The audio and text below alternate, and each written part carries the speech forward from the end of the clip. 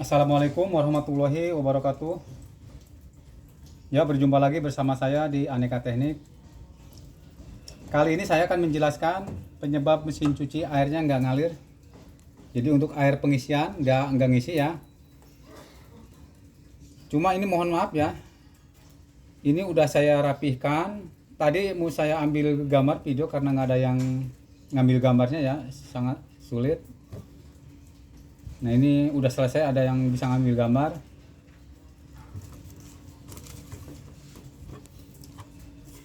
Nah tadi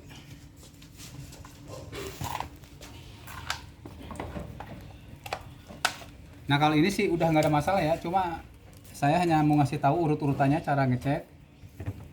Nah jadi tadi ini mesin cuci ini nggak ngalir ya, air pengisiannya nggak ngalir. Nah untuk penyebabnya banyak ya, bukan satu aja. Kita tes, ini tes, tapi ini udah selesai ya. Nanti saya jelaskan bagaimana cara pemeriksanya.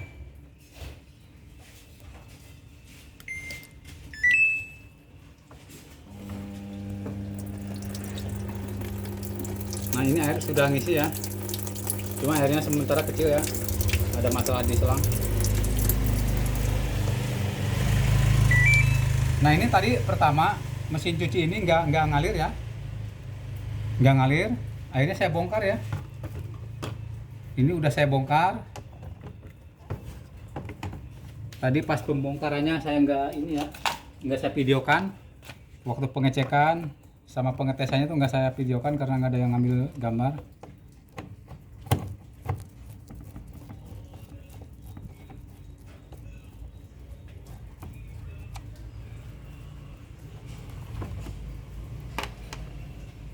Nah ini dilepas ya. Sebenarnya ini bautnya ada 4 ya, cuma saya tadi pasang sementara ada 2.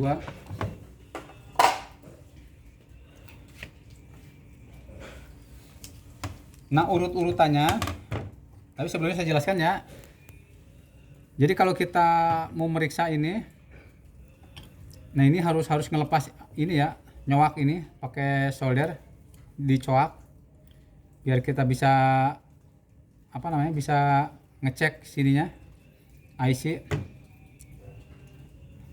Tapi untuk urut-urutannya ya, cara pengecekan, kalau kita menemukan mesin cuci satu tabung ya, top loading, kalau airnya nggak ngisi, jadi misalkan di sini sudah berkedip, tandanya udah setar tapi nggak ngalir. Yang pertama kita cek di sini ya.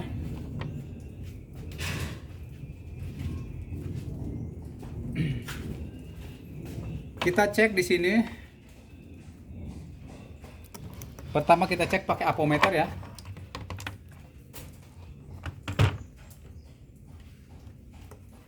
Ini harus jalan ya. Kalau memang ini nyala, ini harus jalan ya. Di apometer ya. Nah itu jalan ya, jarum berarti normal. Nah kalau ini mati, ini jarum nggak bakalan jalan ya. Nah adapun ada yang jalan, ada yang mati tapi jalannya itu yang konslet, biasanya di sepulnya konslet itu tetap jalan juga ya. Cuma untuk membuktikannya ini di tes langsung ya, kita cari kabel 2.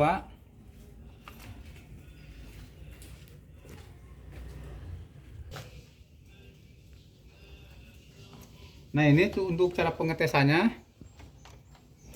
dites kabel langsung ya begini nih. Tapi hati-hati ya, takutnya ini kepegang ya, jangan sampai kepegang ya, soalnya bisa nyetrum. Nah ini untuk pengetesan, pertama kita tes pakai apometer. Kalau emang jalan ya apometernya, nah ada 2 kemungkinan ya apometer jalan tuh. Bisa memang masih bagus, bisa karena short ya. Tapi kalau emang apometer nggak jalan itu udah dipastikan mati ya. Nah tapi kalau misalkan apometer jalan, itu ada 2 kemungkinan ya. Bisa emang masih bagus, normal. Keduanya bisa short di sini ya, sepulnya.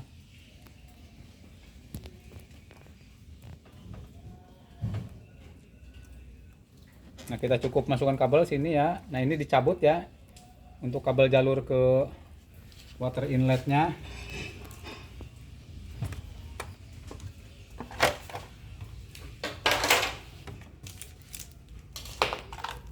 Lalu kita tes langsung ya, tes langsung dicolokin di sini ya.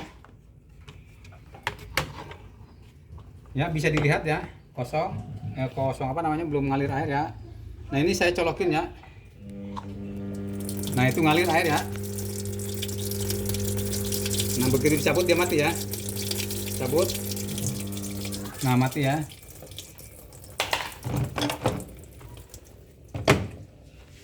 Nah berarti water inlet ini nggak ada masalah ya. Bagus.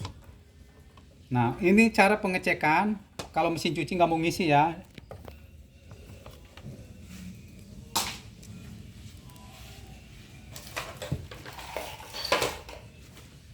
Untuk pengecekan selanjutnya,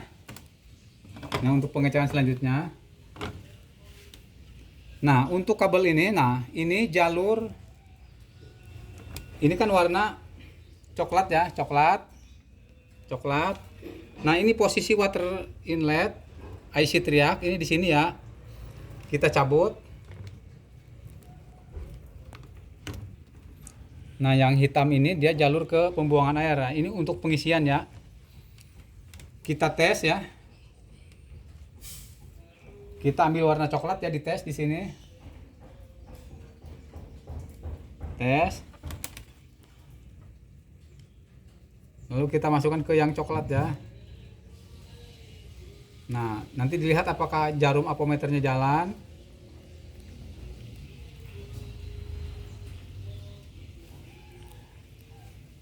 Sebentar ya, belum ini. Nah, itu jalan ya. Jalan. Berarti ini jalur nggak ada masalah kabel ya. Nah kalau yang kuning ini dia gabung ke sini ya, ini setrum masuk ya, setrum masuk langsung. Nah ini dari IC triak ya, dari modul. Nah selanjutnya kalau misalkan ini udah bagus, jalur kabel juga bagus, lalu kita tes ke sini ya, dites. Nah dites pakai apometer juga ya. Tapi ini udah bener ya. Nah ini penyakitnya udah ketemu sih sebenarnya. Ini resistor ya. Nah lalu kita tes ya. Nah ini yang kanan ya, kanan. Nah ini jalan ya, jalan di apometer jalan. Nah terus sebelahnya ya. Nah ini jalan juga ya, jalan. Jadi kanan kiri jalan ya. Nah selanjutnya ini ya, kakinya yang 3 ya, coba dites. Nah kalau yang 3 ini dia harus salah satu doang yang jalan ya. Nah, ini mati ya, mati berarti yang sebelahnya harus jalan ya. Nah ini jalan ya, berarti IC triak nggak ada masalah ya. Nah kalau IC triak sudah bagus, nggak ada masalah, dites, berarti di resistor ya. Nah ini resistor ya. Nah cuma ini berhubung sudah saya pasang ya. Nah ini resistor ini udah mati ya, dites itu nggak ada koneksi. Nah akhirnya saya ganti ya pakai cabutan. Nah ini saya pasang di bawah ya. Jadi yang lama nggak dipakai karena saya udah mati ya, langsung saya tempel di bawah. Nah ini jalan ya, normal ya, normal. Nah kalau misalkan ini udah normal semua, masih nggak ngalir juga, berarti ada jalur yang terputus. Biasanya di papannya ya. Nah kalau itu agak susah. Kalau saya ya terakhir ya ganti modul gitu. Ya mungkin kalau yang udah teknisi yang lebih ini ya mungkin ini ya. Kalau saya untuk nyari jalur-jalur yang di papan itu kayak ini ya, agak susah. Jadi urut-urutannya tadi ya, pertama dicek di sini, ini bagus ya, lalu dites langsung ya pakai kabel, lalu tes jalur ya, jalur kalau memang jalur bagus, lalu kita tes IC triaknya ya, IC triak, cara pengetesannya seperti tadi. Nah kalau ini udah bagus juga, kita tes resistor. Nah resistor terakhir ya, resistor. Nah ternyata ini udah mati, saya tempel di bawah. Tapi kalau andainya resistor sudah dites nggak ada apa, masih nggak ngalir juga, berarti ada jalur yang terputus ya. Ya kalau kita teliti bisa juga di ini, cuma kalau saya agak males ya, agak ribet juga cara mencari jalurnya, jadi saya cukup ganti modul aja ya. Ya, mungkin itu saja ya. Barangkali ada yang belum paham, ada yang ditanyakan, silahkan ditulis di kolom komentar. Assalamualaikum warahmatullahi wabarakatuh.